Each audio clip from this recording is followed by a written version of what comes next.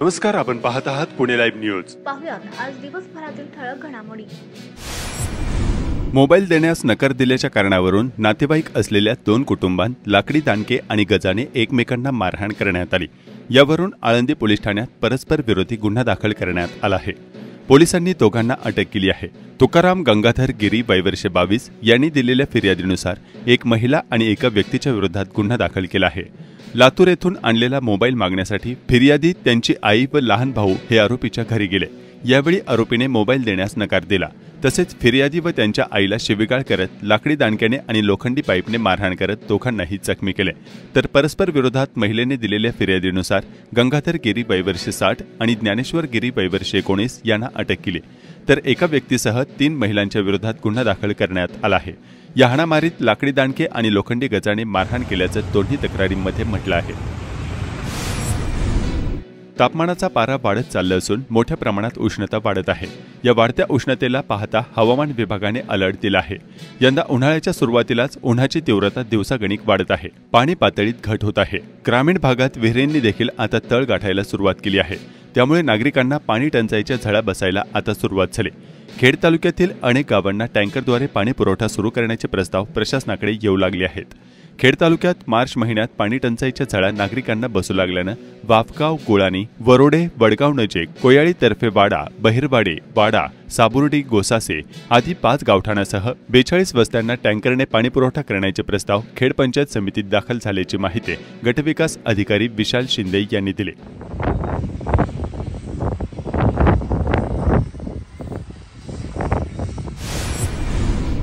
वाढत्या औद्योगिकीकरणामुळे दिवसेंदिवस मधमाशांची संख्या झपाट्याने कमी होत चालली आहे आणि याचाच परिणाम शेती उत्पन्नावर होत आहे। मधमाशा निर्णायक परागकण म्हणून जागतिक अन्न उत्पादनात महत्त्वाची भूमिका बजावतात। ते एका फुलातून दुसऱ्या फुलात परागकण हस्तांतरित करतात, ज्यामुळे आवश्यक अन्न पिकांसह वनस्पतींना फळे आणि बियांचे पुनरुत्पादन आणि उत्पादन करता येते। अनेक शेतकरी कृत्रिम पद्धतीने आपल्या शेतीतील पिकांमध्ये मधमाशा आकर्षित करतात, तर काही शेतकरी मधमाशी पालन करून शेतीतील उत्पन्न वाढवत आहेत। तसेच मधमाशी पालनातून मध आणि मेण मिळवता येते। कांद्याचे बियाणे उत्पादनासाठी मधमाशी अत्यंत महत्त्वाची भूमिका बजावतात, कारण त्या परागकणांच्या वाहनात मदत करतात, ज्यामुळे फळधारणा आणि बियाणे निर्मिती चांगल्या प्रकारे होते। वाहतुकीची कोंडी सोडवण्यासाठी राष्ट्रीय आणि राज्य महामार्ग अतिक्रमण मुक्त करण्याच्या दृष्टीने 3ऱ्या टप्प्यात जिल्ह्यात कारवाई सुरू झाली आहे। या संयुक्त कारवाईच्या पहिल्या 2 टप्प्यांसह आतापर्यंत महामार्गालगतची एकूण 4,500 अतिक्रमणे जमीनदोस्त करण्यात आली आहेत। राष्ट्रीय महामार्ग आणि राज्य महामार्गाच्या रस्त्याच्या दोन्ही बाजूंना अनधिकृत आणि अतिक्रमण केलेली दुकाने, गाळे, बांधकामे तसंच अन्य काही तात्पुरत्या स्वरूपाच्या बांधकामांवर या अंतर्गत संयुक्त कारवाई हाती घेण्यात आली आहे। या कारवाईचे 2 टप्पे पूर्ण झाले असून 3ऱ्या टप्प्यातील कारवाई आता सुरू झाली आहे। PMRDA सह पुणे, पिंपरी चिंचवड महापालिका आणि पुणे ग्रामीण पोलीस, राष्ट्रीय महामार्ग प्राधिकरण, सार्वजनिक बांधकाम विभाग, महाराष्ट्र राज्य रस्ते विकास मंडळ, महाराष्ट्र औद्योगिक विकास महामंडळ आणि SSEB विभागामार्फत अतिक्रमणांवर कारवाई करण्यात येते आहे। कारवाईच्या 3ऱ्या टप्प्यात खेड तालुक्यात 9 उमरे ते चाकण या रस्त्यांसह महामार्गावरील अतिक्रमणे हटवण्यात येत आहेत। दरम्यान तळेगाव, चाकण, शिक्रापूर रस्त्यावर अनेक स्थानिक जागा मालकांनी स्वतःहून अतिक्रमणे काढून टाकली आहे। तसंच उर्वरित प्रशासन काढणार असल्याची माहिती PMRDA प्रशासनाकडून माध्यमांना देण्यात आली आहे। पुणे नाशिक महामार्गावर मोठ्या प्रमाणावर वाहतूक कोंडी होण्याचं मुख्य कारण म्हणजे चौकात कंपनीच्या खासगी बस या बेशिस्तपणे थेट रस्त्यावर उभ्या केल्या जात आहेत किंवा मिळेल त्या चौकातून वळवल्या जातात। त्यामुळे मोठ्या प्रमाणावर वाहतूक कोंडी होते। प्रवासी रिक्षा वाहतूक कोंडीच्या बाबत बदनाम होत आहे। मात्र बस चालक हे चौकामध्ये अचानक सर्व गाड्या वळवण्यासाठी थांबवतात आणि पूर्णपणे रस्ता बंद करून टाकतात। त्यामुळे सरळ पुढे जाणारा मार्ग देखील बंद झाल्याने सर्व गाड्या देखील थांबतात आणि वाहतूक कोंडी होते। अशा बेशिस्त बस चालकांवर देखील कारवाई करण्याची आता मागणी होते।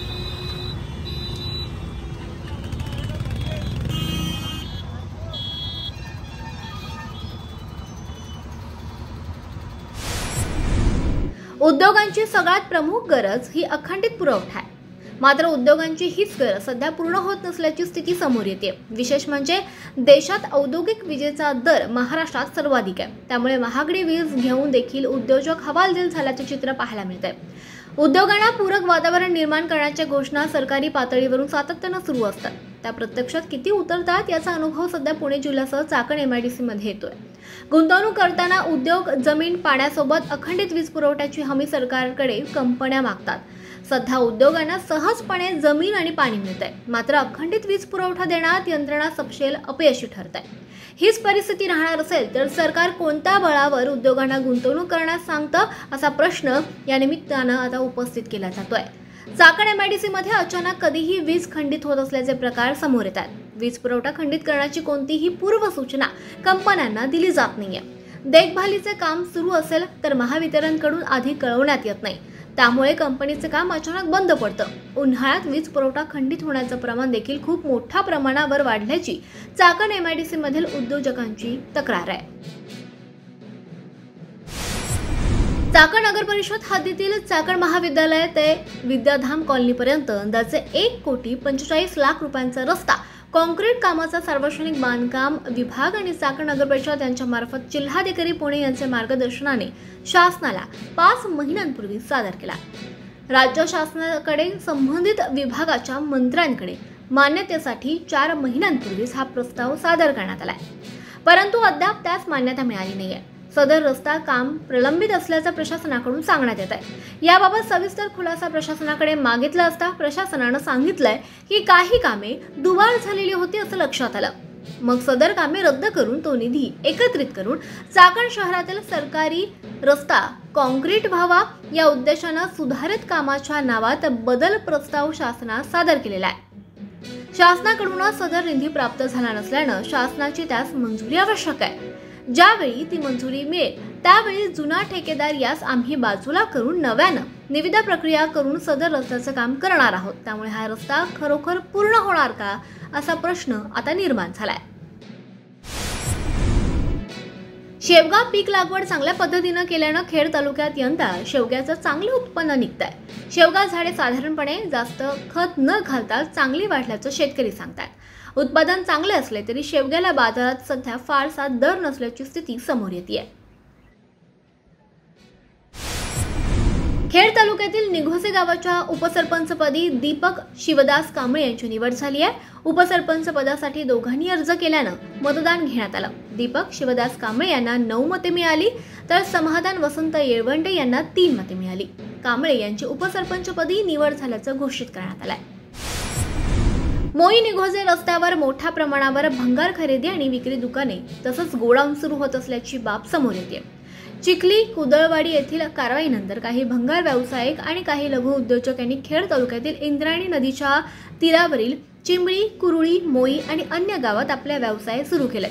चिखली कुदळवाडीमधून बाहेर पडलेल्या उद्योजक आणि काही भंगार व्यावसायिकांनी पिंपरी चिंचवड महापालिका हद्दीच्या लगत खेड तालुक्यात जागा घेतल्यात.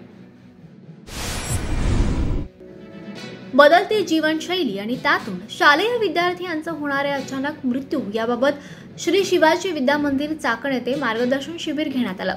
आरोग्यदायी भारत अभियानाअंतर्गत कॅम्प क्रमांक 16 सुप्रॅश हॉस्पिटलच्या वतीनं आयोजित शिबिरात डॉक्टर प्रशांत शेलार यांनी मार्गदर्शन केलंय. 2 गोष्टी जास्त महत्त्वाच्या आहेत.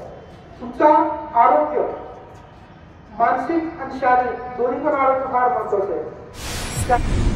संत तुकाराम सहकारी साखर कारखान्यावर बिनविरोध निवड झाल्याबाबत खेड तालुक्यातील संचालकाचे अभिनंदन होत आहे. विलास कातोरे यांची बिनविरोध निवड झाल्यानं त्यांचा सत्कार सामाजिक कार्यकर्ते निलेश जेथे आणि राष्ट्रवादीच्या कार्यकर्त्यांकडून करण्यात आला. चाकण नगर परिषद हद्दीतील संग्रामदुर्ग किल्ल्याचा एकात्मिक आराखडा तयार करण्याच्या बाबत खासदार डॉक्टर अमोल कोल्हे यांनी मागणी केली होती. त्या मागणीच्या अनुषंगाने आमदार बाबाजी काळे यांनी जिल्हा नियोजन अधिकारी आणि पुरातत्व विभागाचे अधिकारी यांच्यासोबत बैठक घेऊन संग्रामदुर्ग किल्ल्याचा एकात्मिक विकास आराखडा तयार करून घ्यावा अशी मागणी केली आहे. यावेळी जिल्हा काँग्रेस प्रवक्ते ॲडव्होकेट निलेश कड यांनी स्थानिक स्वराज्य फंडातून बारामतीप्रमाणे शिवसृष्टीला जसे 100 कोटी मिळाले तसेच व त्याच फंडातून संग्रामदुर्ग किल्ल्याच्या विकासासाठी आवश्यक निधी द्यावा अशी मागणी केली आहे.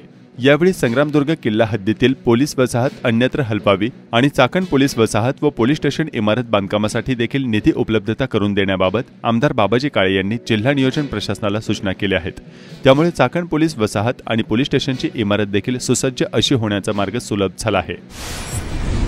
चासकमान धरम परिसरातील आदर्श गाव वेताळी येथे सिद्धेश्वर महाराजांच्या यात्रोत्सवानिमित्तानं शुक्रवारी दिनांक 28 मार्च रोजी बैलगाडा शर्यतीचे आयोजन करण्यात आल्याची माहिती यात्रा कमिटीचे अध्यक्ष सुभाष बोंबले, सरपंच बंडोपंत बोंबले यांच्याकडून देण्यात आली।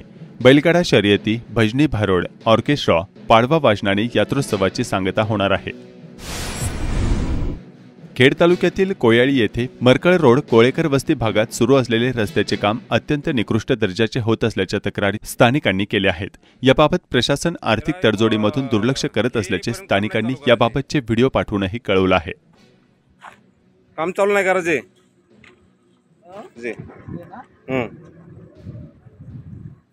काय फुकटचा पैसा येतो का तुम्हाला? तुला माहित नाही काय झालं कामाचं? हा, काय काम चाललंय ते कळत नाही का इथं?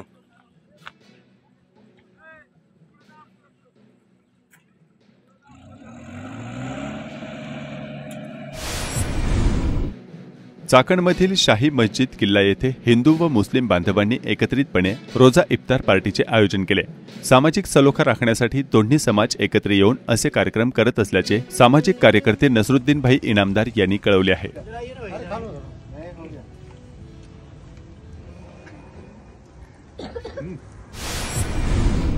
चाकण नगरपरिषद हद्दीमध्ये भर उन्हाळ्यात शेतातील विहिरी सांडपाण्याने भरले असून शेतात पाणी देत असताना अशा प्रकारे फेस निर्माण होत आहे। यावरून मोठ्या प्रमाणावर पाणी प्रदूषण झाले असल्याची बाब समोर येत आहे।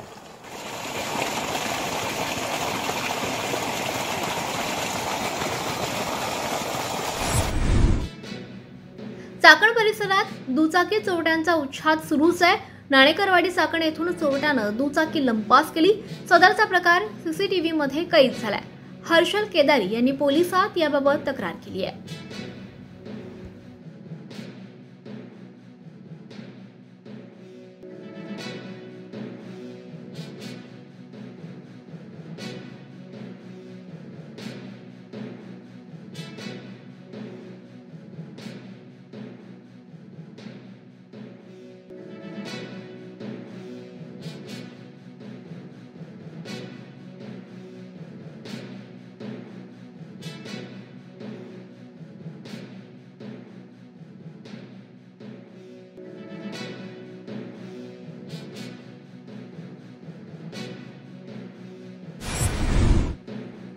मेदनकरवाडी ग्रामपंचायतच्या वतीने दिव्यांग निधीचे धनादेश प्रदान करण्यात आले। यावेळी सरपंच अमोल साळवे, उपसरपंच महेंद्र मेदनकर यांच्यासह सदस्य उपस्थित होते। नमस्कार, आपण पाहत आहात पुणे लाईव्ह न्यूज।